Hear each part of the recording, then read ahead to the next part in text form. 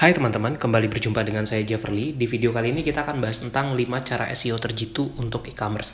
Nah, di sini saya akan sharing pengalaman saya sebagai seorang SEO strategis yang pernah bekerja di perusahaan di bidang e-commerce.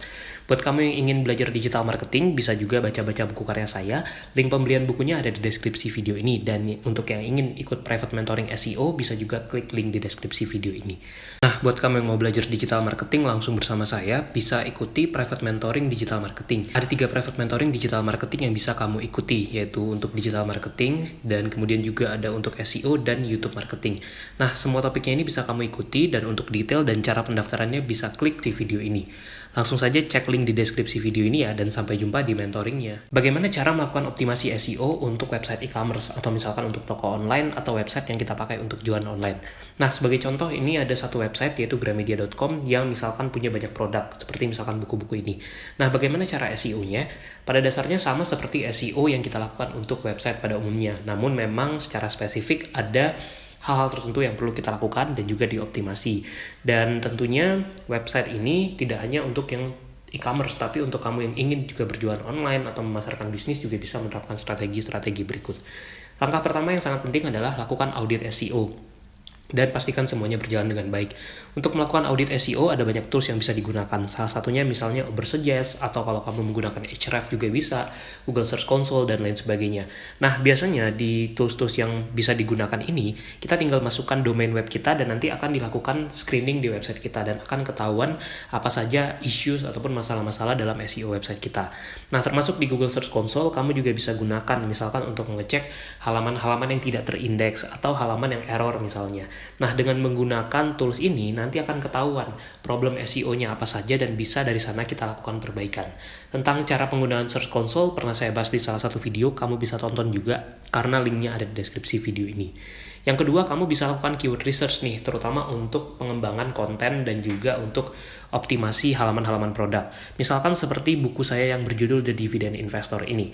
Nah, tentu setiap produk itu punya kata kunci spesifiknya. Misalkan contoh kalau produknya seperti ini, misalkan buku investasi saham, buku saham, dan sebagainya.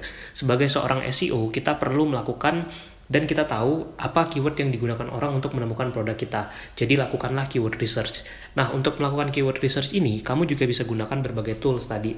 Ahrefs, Ubersuggest, kemudian juga Google Keyword Planner, itu berbagai tools yang bisa kamu gunakan untuk memetakan keyword-keyword apa yang bisa kita optimasi.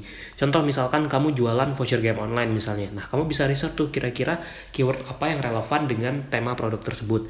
Misalkan akan muncul kata-kata kunci seperti beli voucher Google Play, beli voucher Google Play dengan pulsa, dan banyak lagi. Nah, semua keyword itu bisa kamu mapping dan petakan, dan pada akhirnya bisa kamu gunakan untuk konten website, bisa kamu pasang di meta description, ataupun juga untuk strategi SEO secara keseluruhan. Langkah yang ketiga yang bisa kamu lakukan tentunya adalah melakukan best practices untuk on-page dan technical SEO di website. Elemennya ada banyak banget kalau untuk on-page, misalkan kita perlu optimasi title website kita, meta description atau deskripsi halaman website, kemudian struktur website kita juga harus diperhatikan, struktur URL-nya, kemudian juga apakah ada problem dalam indexing di website kita, dan banyak lagi. Nah, dengan melihat infografik yang di-provide oleh Moz ini, kamu bisa lihat seperti apa saja elemen-elemen yang harus terpenuhi, mulai dari keyword targetednya seperti apa, lalu metadatanya, skemanya, dan banyak lagi. Paling simpel adalah pastikan halaman website kamu itu strukturnya bagus dan di dalam strukturnya itu sudah ada keyword-keyword yang kamu incar. Misalkan dari title-nya, dari paragraf-paragrafnya, subjudul atau subheading-nya, dan banyak lagi. Nah, situ optimasi, dan kalau memang sudah oke, maka nanti akan lebih bagus untuk proses SEO-nya. Yang keempat, strategi yang penting juga adalah kamu bisa pertimbangkan juga tentang backlink. Sebenarnya untuk backlink ini bukan satu-satunya faktor dalam optimasi SEO, tapi ini masih dianggap sebagai best practice yang banyak diandalkan oleh praktisi SEO. Nah, intinya adalah dengan backlink ini, kamu bisa dapatkan link dari berbagai website lain tentunya yang berkualitas. Tentang bagaimana mendapatkan backlinks, itu ada banyak strategi dan caranya. Misalkan beberapa contohnya dengan melakukan content placement misalnya juga bisa, atau bekerja sama dengan blogger lain juga bisa, atau membuat konten-konten yang pada akhirnya direferensikan oleh blogger-blogger ataupun content creator lain. Nah, ketika kamu mendapatkan link yang berkualitas dari berbagai website lain, itu akan mendukung effort SEO yang kamu lakukan. Jadi, faktor keempat, bisa juga lakukan optimasi buat konten yang bagus sehingga di-refer oleh berbagai website lain.